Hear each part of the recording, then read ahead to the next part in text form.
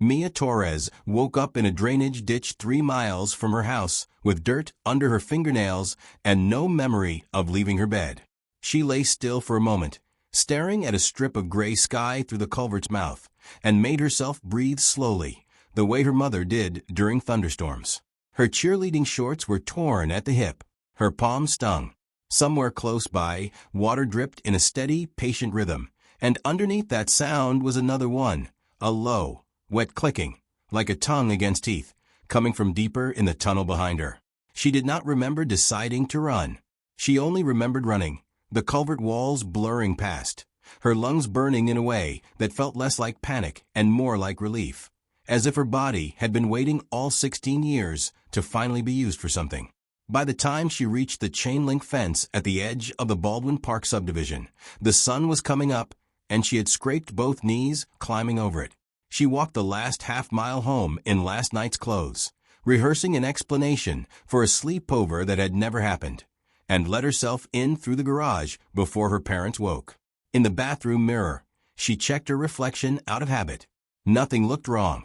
Same brown eyes, same crooked left canine she'd never bothered to get fixed, same constellation of freckles across her nose that her little brother called the map to nowhere.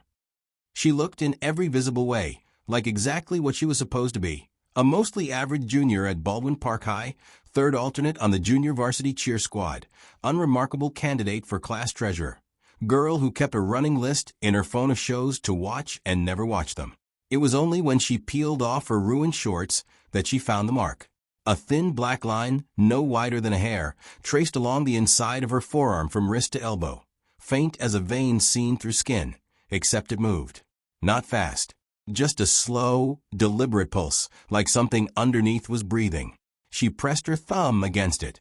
It didn't hurt. It felt unsettlingly, like pressing against something that pressed back.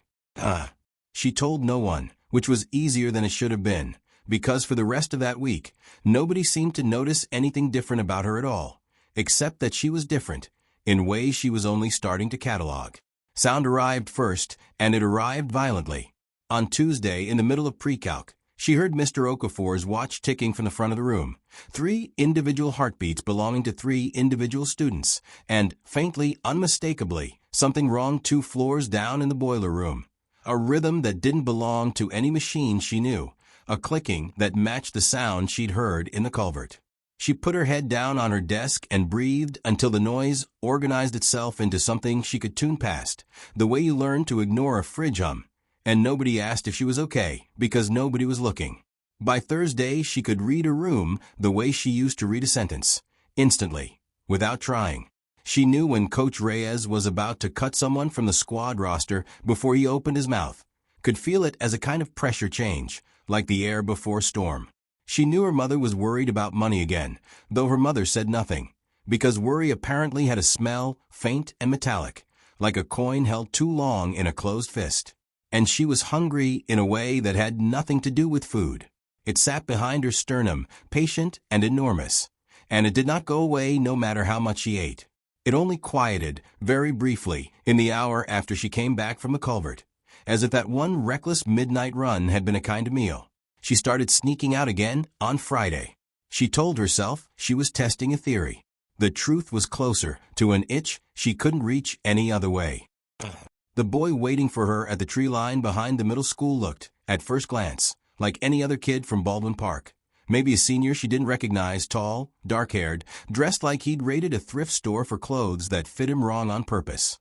It was only when he turned to face her fully that Mia understood, with a lurch that had nothing to do with fear, that his eyes were the wrong color. Not brown, not blue. A flat, depthless gray, like the inside of a storm cloud. And they did not blink nearly as often as eyes were supposed to. "You're doing that thing where you pretend you're not going to run," he said. His voice had a strange, layered quality, as though 2 people were speaking half a syllable apart. "You don't have to. I'm not here to catch you. I'm here because you already caught something 3 nights ago, and it left a mark, and the mark means somebody has to explain what's happening to you before you explain it to yourself badly." "Who are you?" Kest. He said it like a formality he didn't much care for. "I've been watching this town for 11 months. Watching you for 4 days. You're the first one to wake all the way up. Wake up from what? Kes crouched, picked up a stick, and drew a slow, unhurried circle in the dirt, then a second circle inside it, then a third. 10,000 years ago, give or take, a species that doesn't exist anymore came to this planet and decided it made an excellent breeding ground. Not for food, for something more useful. They found a strain of humanity with a particular gift, the capacity, under the right stress, to perceive and destroy a kind of predator that slips through cracks between places. They call them void spawn. They don't have a language, they don't have a home, and they eat their way through inhabited worlds the way locusts eat a field. Your ancestors were bred generation over generation to be the thing that hunts everyone else. Most of that bloodline never wakes up. It skips centuries. It skips whole towns. But sometimes something local trips the switch, a void spawn crossing too close usually, and a hunter opens their eyes for the first time in their own body. Mia looked down at her forearm, at the thin black line beneath the skin, pulsing exactly in time with her own heartbeat now. That's what happened to me? In the ditch. That's what happened to you in the ditch. Kes stood, brushing dirt from his knees in a gesture so human it was almost worse than if he hadn't bothered. There's a nest 3 streets over from your house. Young ones still small, still stupid. In about 6 days, they'll be large enough to start taking pets. In about 6 weeks, small children. You're the only person within 11 miles who can even see them, let alone stop them. And I would very much like you to let me train you before that happens, instead of finding out the hard way what an untrained hunter looks like after her first real fight. She should have been more afraid. She understood that distantly, the way you understand a fact about someone else's life. Instead, what she felt was a kind of terrible, guilty recognition. The sense of a name finally being put to a feeling she'd carried since childhood, a suspicion that the version of herself everyone else could see was a placeholder for something truer underneath. Why me? She said. Why now? Luck, Kes said. Bad for you. Good for everyone within a half-mile of that nest. He did not train her the way she expected. There was no montage, no glowing sword pulled from a stone. There was a week of him meeting her at the tree line after midnight and making her stand very still while he corrected the way she breathed, the way she held the weight in her shoulders, the way she let the mark on her arm do the seeing instead of her eyes because, he told her more than once, with the patience of someone repeating an instruction he suspected would be ignored. Her eyes were going to lie to her about what a void spawn looked like, and her body would tell her the truth if she let it. They don't have a shape they keep, he said on the 4th night, while she stood ankle-deep in the drainage ditch that had started all of this, trying to feel the nest through the concrete the way he insisted she could. They borrow the shape of whatever they're standing near. A void spawn in an empty field looks like grass moving wrong. A void spawn in a house looks like a door that's slightly the wrong width. That's why most people who see one convince themselves they didn't. The mind edits it into something ordinary because the alternative is unbearable. And I won't do that? Edit it out. You might the first time. Everyone does, the first time. He said this without softening it, which she found she preferred to comfort. That's why I'm here. Not to fight it for you. To make sure that when your instincts take over, and they will, that's what the mark is for, there's someone standing behind you who already knows what winning looks like. On the 6th night, she found the nest. It was smaller than she'd braced for and worse than she'd imagined.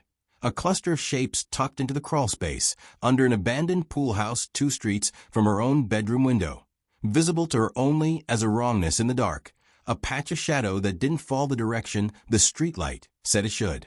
She counted 4 of them, roughly dog-sized, moving with a boneless, unhurried patience that made her stomach turn. She also felt, for the first time since the culvert, that the terrible hunger behind her sternum had a direction to point in. It wanted this. It had been waiting specifically for this. Kes put a hand on her shoulder before she could move. Not tonight, he said. 4 is too many for a first kill. You watch. You learn how they move. You come back with me tomorrow and we plan it properly. She agreed because it was the same thing to do, and because some part of her, the part that still wanted to make the junior varsity squad and get a passing grade in pre-calc and be, in every visible sense, ordinary, was relieved to have an excuse to walk away. She should have listened to that part more. Her parents noticed something, eventually, though not the right something. Her mother caught her falling asleep at the dinner table twice in 1 week and decided, after a whispered conversation with Mia's father that Mia overheard through the wall despite them keeping their voices deliberately low, that it was probably stress about college applications, or a boy, or both. Her father left a pamphlet about sleep hygiene on her desk without comment. The way he handled most things he didn't know how to say out loud. Her little brother, Theo, was the only one who came close to the truth, and he came close to it by accident, the way 8-year-olds often did. "You smell different," he told her one morning, climbing onto the kitchen stool beside her with a total lack of tact she'd once found annoying and now found almost unbearably endearing. "Like the air right before it storms." "That's a weird thing to say to your sister." "It's not bad," he said, already losing interest, reaching for the cereal. "Just different." "Are you sick?" "No," she said, and meant it, for the first time since the culvert. "I'm not sick." She thought, watching him eat, about how easy it would be to tell him everything, and how completely impossible it would be for him to understand any of it, and how those two facts sat next to each other without resolving. Kest had told her, on one of the early nights, that most hunters throughout history had kept their families entirely in the dark, not out of shame, but out of kind of mercy. The people who loved you slept better, not knowing what walked the streets outside their window at 2 in the morning. Mia had argued with him about it then, in the abstract, the way you argue about ethics you haven't been tested on yet. She stopped arguing about it once she had Theo's cereal bowl in front of her and a decision that was actually hers to make. She kept the secret. It cost her something to do it, a small, specific ache she suspected would never fully go away, and she decided that was a fair price, given everything else the mark on her arm had already taken and given in return.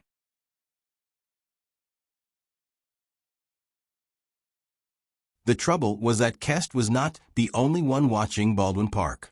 3 days later, at a school assembly she'd have skipped if she'd had any say in the matter, Mia noticed a girl she vaguely recognized from freshman year, Priya or Priyanka, something with a P, quiet, always drawing in the margins of her notebook, sitting 2 rows down with her forearm pressed flat against her own knee in a way that looked, to Mia's newly educated eye, exactly like someone hiding a mark.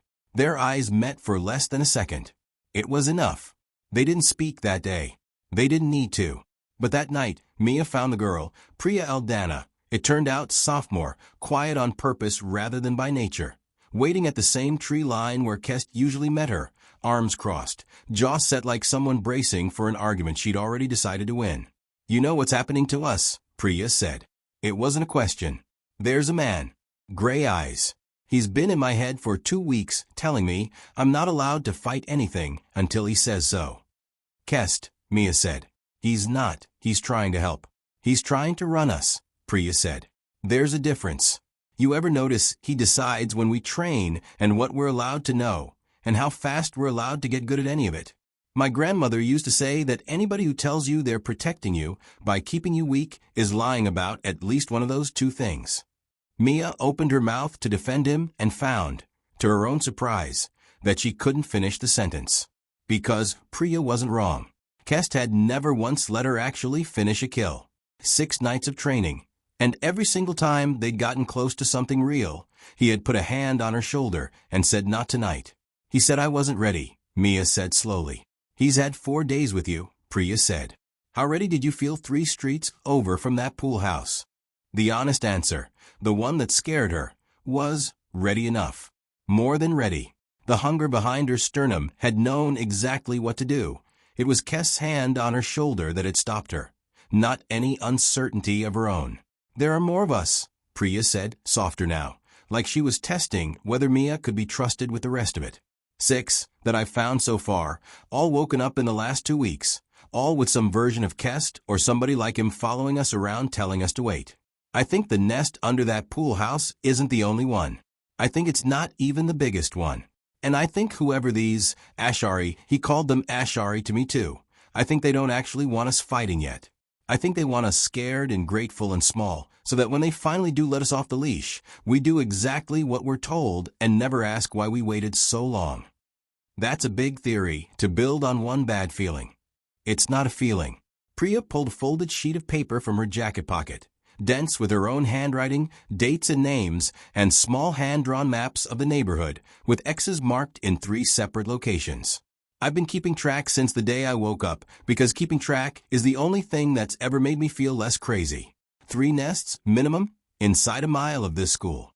Whatever's living under that pool house is the smallest one. There's a bigger nest under the old rail bridge, and something at the reservoir I haven't gotten close enough to count. If they're growing at the rate Kes told you, pets in 6 days, kids in 6 weeks, we don't have 6 weeks for 3 nests. We have 6 weeks for the smallest one, and less than that for the others. Mia looked down at the map, at Priya's careful, anxious handwriting, and felt the mark on her arm pulse once hard, like something agreeing with a decision she hadn't made yet. How many of the others would actually show up tonight, she asked, if we asked them to? For more came, in the end. A boy named Desmond who worked nights at the gas station and had woken up mid-shift with his hand through the glass of the register, a pair of twins, Han and Hannah, who'd both woken the same night and hadn't been able to explain to each other or anyone else why, and a girl named Ruth who Mia recognized only because she'd once sat behind her in freshman English and never once heard her speak above a whisper. None of them had Kes kind of training. All of them had 6 days, give or take, of a hunger with nowhere to go, and a mark on their skin that had started, in every case, to feel less like an infection and more like a hand reaching to shake theirs. They met at the tree line an hour before midnight, the 7 of them together for the first time, and it should have felt insane, a handful of teenagers deciding to hunt something ancient and unnameable because a grown man with alien eyes had told them to wait, and none of them had believed him. It didn't feel insane. It felt, Mia thought, like the first thing that had made complete sense since the culvert. We do the small one first, Priya said, tapping her map. Pool house. 4 of them, Mia's already seen it. We know roughly what we're dealing with. We learn what killing one of these things actually costs us, and then we go for the bridge with that knowledge instead of guessing. And if Kes shows up? Desmond asked. Then he shows up after we've already started, Mia said, and he can either help or get out of the way. He showed up before they'd even reached the pool house, materializing out of the dark at the edge of the yard with an expression Mia had not yet seen on his face, something between alarm and a very old, very tired kind of anger. This is not the plan, he said. It's a plan, Mia said, just not yours. You don't understand what you're doing. His voice had lost the layered calm from their first meeting. Underneath it now was something closer to panic. The training exists because the failure rate for unsupervised first kills is. How many hunters have you trained? Priya interrupted. Who you actually let finish a kill on their own? Kes didn't answer, which was an answer. That's what I thought, Priya said. You're not slowing us down because we're not ready. You're slowing us down because ready hunters ask questions, and questions are inconvenient for whoever sent you here. For a moment, nobody moved. Mia watched something complicated pass over Kes's face, not quite guilt, not quite defense, something in between, the look of a man realizing the thing he'd been trained to prevent was happening exactly because of how he'd tried to prevent it. The Ashari fleet cull hunts they haven't finished training, he said finally, quietly, like the words cost him something. Not out of malice, out of efficiency. An unsupervised hunter who dies on her first kill is a resource lost for nothing. That's the only reason for the leash. I never said it was a good reason. I said it was the reason. Then don't hold it, Mia said. Let go of it, or hold it from behind us instead of in front. He looked at the 6 of them, scared, undertrained, half of them still in pajamas, every single one of them already turned toward the pool house like dogs catching a scent. And something in his posture changed, some decision settling into place that had clearly been a long time coming. Behind you, then, he said. God help all of us. The fight under the pool house was ugly in a way none of the movies Mia had half-watched on her phone had prepared her for. There was no clean choreography. The void spawn moved wrong in a way that made her stomach lurch every time she tried to track one with her eyes instead of the mark on her arm, and twice she lost a full second of awareness, simply because her mind tried, exactly as Kest had warned her it would, to edit the shape in front of her into something ordinary, a trick of shadow, a stray dog, anything but what it actually was. It was Ruth of all of them, the quiet one, who broke first, not out of cowardice, but the opposite. Some dam inside her giving way all at once. And she went at the largest of the four, with a ferocity that startled everyone including herself, screaming something wordless that didn't sound entirely human by the end of it. Han and Hannah worked in a rhythm that seemed to require no communication at all, as if 6 days awake had been enough for two people who'd shared a womb to also share whatever instinct the mark carried. Desmond took a wound across his forearm that would leave a scar he'd wear for the rest of his life, and didn't so much as slow down. Mia took the fourth one herself, and it was not clean, and it was not brave in any way she recognized from stories. It was closer to falling down a flight of stairs, a series of ugly, desperate corrections, each one barely enough, until the thing under her hands finally stopped being a shape that lied about what it was and became simply still. Afterward, she sat in the wet grass behind the pool house with her ears ringing and her hands shaking and the hunger behind her sternum, for the first time since the culvert, entirely, blessedly quiet. Kes stood a little apart from them, watching with an expression she couldn't fully read, something that might, in a species with a face built more like her own, have been pride or grief or both at once. 3 of you are hurt, he said. None of you are dead. That is, by every metric I've ever been given, an impossible outcome for a first unsupervised kill by an untrained cohort. Maybe your metrics were built by people who never let anyone find out what they could actually do, Priya said, wrapping a strip of her own jacket around Desmond's arm. Kes didn't argue with that. Mia thought, watching him, that he might not have wanted to. They found the bigger nest under the rail bridge 2 nights later. It was worse than the pool house in every way that mattered.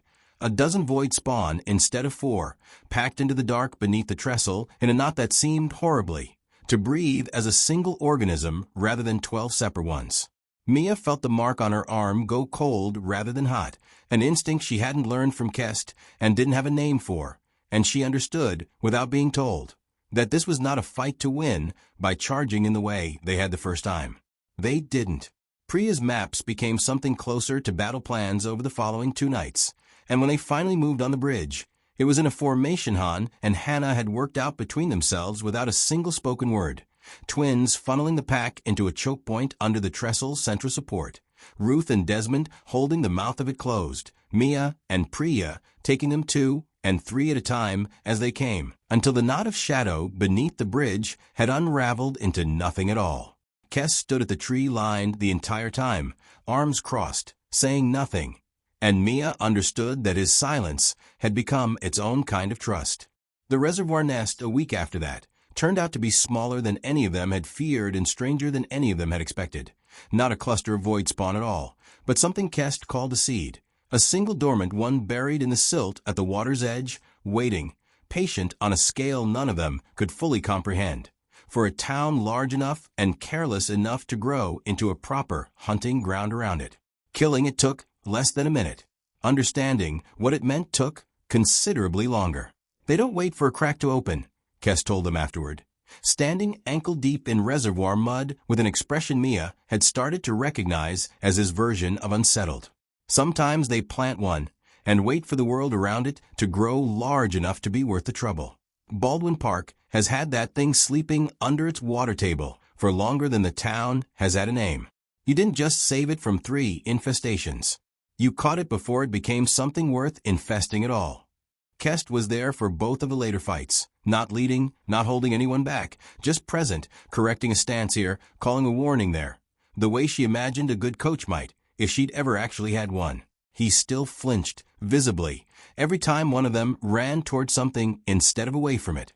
He never once, after that first night, tried to stop them. Word did not travel the way Mia expected it to. There was no announcement, no reveal to the wider town, no moment where Baldwin Park High collectively learned that 7 of its least remarkable students had been quietly keeping it alive. Instead, there was simply an absence. Fewer missing pets on the community board outside the grocery store, fewer unsettled parents describing shapes at the edge of their yards that they couldn't quite make their eyes hold still on, a town that got, in small and mostly unnoticed ways, safer. The 7 of them kept meeting at the tree line, because it turned out a hunger like theirs did not go away once it had been fed. It only grew patient, waiting for the next thing worth its attention. Kest kept coming too, less as a handler now than as something closer to a colleague who happened to be several centuries older and considerably harder to kill. 2 months after the culvert, Mia sat with her forearm turned up to the porch light, watching the thin black line pulse steady and calm beneath her skin, and found she no longer flinched from it. It did not feel like an infection anymore. It felt like the truest thing about her, truer than the treasurer campaign she still, absurdly, hadn't dropped out of, truer than the crooked canine tooth, truer than any version of herself that had existed before the ditch.